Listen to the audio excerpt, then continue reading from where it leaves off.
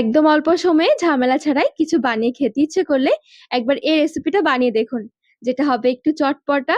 তাছাড়া বিকেলের জন্য দারুণ একটা রেসিপি। দোকানে গিয়ে আর কিছু খেতে হবে না। যে কোনো বড় বড় রেস্টুরেন্টের বা যে কোনো ফাস্ট ফুডের খাবারের দোকানের স্বাদকেও হার মানিয়ে দেবে। শুধু একবার তৈরি করে দেখুন, পুরো মুখে লেগে থাকবে। ভাববেন এত সহজে এত সুন্দর বানিয়ে নেওয়া যায়। নমস্কার বন্ধুরা, নতুন একটা পর্ব দেখার জন্য আপনাদের সকলকে স্বাগত জানাই। আজকে মাত্র 10 মিনিটে বানানো যাবে জলে গুলে এমন একটা পরোটার রেসিপি শেয়ার করব, যেটা হাতে সময় কম থাকলেও ঝটপট তৈরি করে নিতে পারেন। খেতেও দারুণ লাগে। চলুন, আশা করছি আজকের রেসিপি অনেক ভালো লাগবে।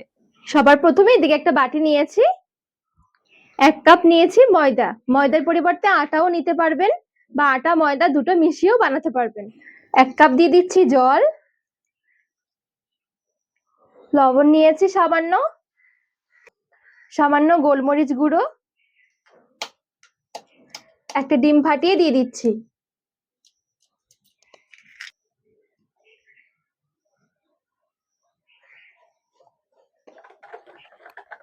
আজকে পরোটাটা একদম সহজ ভাবে ডিম পরোটা তৈরি হবে।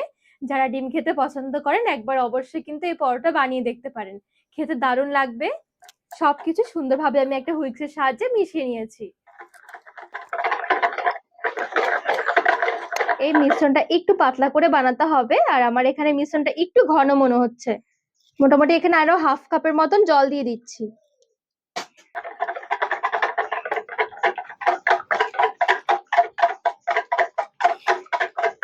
তো এই দেখুন, সুন্দর কিন্তু একটা পাতলা মিশ্রণ তৈরি হয়ে গেছে।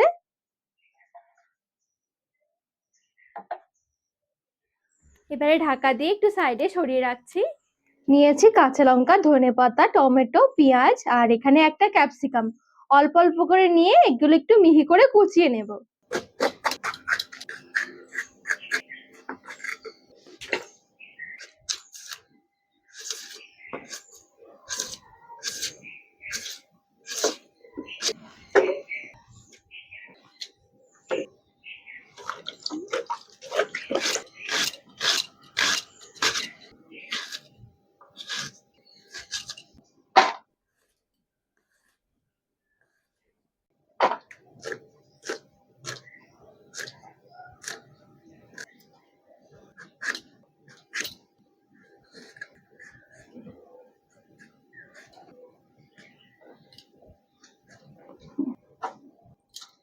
তো মোটামুটি এখানে আমি সমস্ত সবজিগুলো অল্প অল্প করে নিয়ে একটু কুচিয়ে নিয়েছি।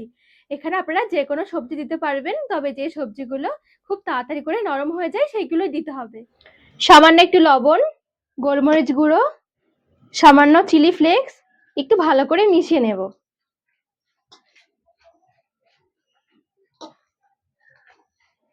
তিনটে ডিম ফাটিয়ে দিয়ে দিচ্ছি।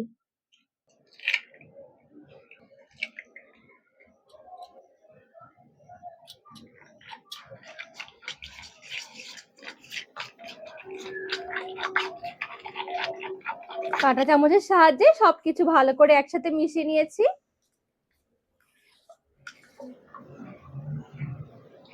পরোটাগুলো ভেজে নেব। এদিকে ফ্রাইং প্যান বসিয়ে গরম করে নেব। প্যানটা গরম হয়ে গেলে হালকা একটু তেল ব্রাশ করে নিচ্ছি। তেলের পরিবর্তে বাটার অথবা ঘিও নিতে পারেন। এবারে এদিকে যে একটা মিশ্রণ তৈরি করে রেখেছিলাম ময়দা ডিম দিয়ে, এবার এখান থেকে অল্প করে নিয়ে নিচ্ছি। একটু ছড়িয়ে দিচ্ছি।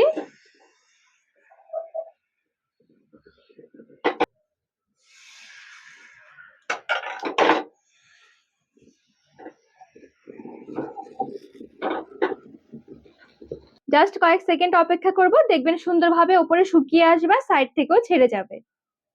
হালকা করে একটু তেল ব্রাশ করে দিচ্ছি।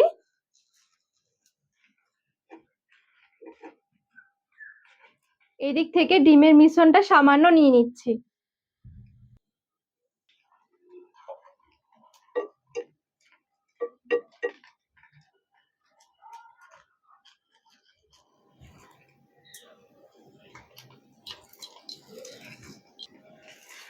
এবার এটা উল্টে দিতে হবে।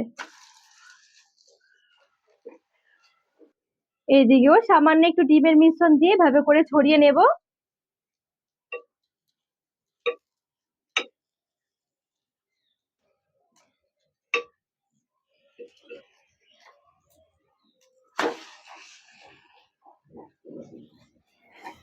জাস্ট দুটো দিকই একটু ভালো করে উল্টে পাল্টে ভেজে নিতে হবে।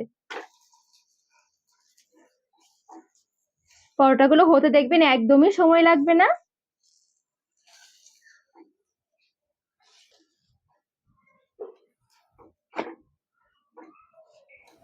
তো মোটামুটি এখানে একটা পরোটা আমার সুন্দরভাবে ভাজা হয়ে গেছে।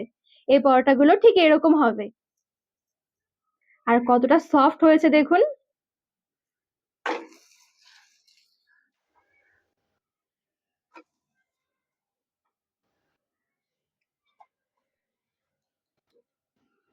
সেম ভাবে আমি আরো একটা পরোটা তৈরি করে দেখাচ্ছি।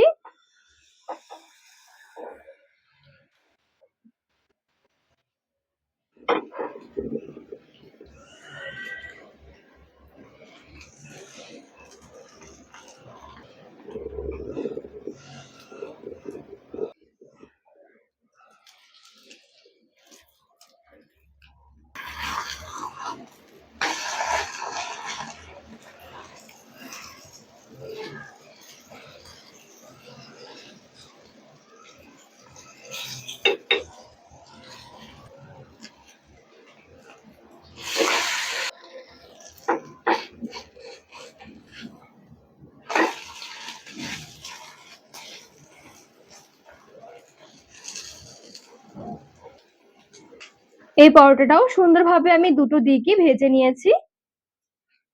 এই দেখুন।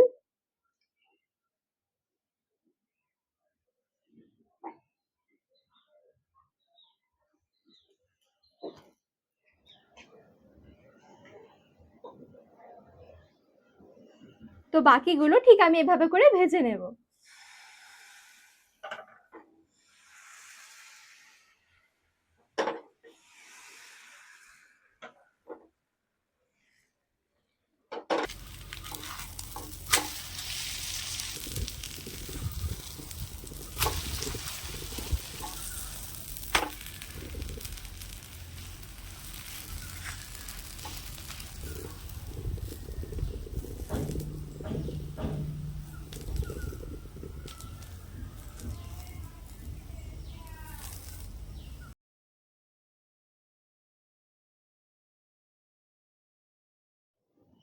এক এক করে এখানে আমি সবগুলো পরোটা সুন্দর করে ভেজে তুলে নিয়েছি।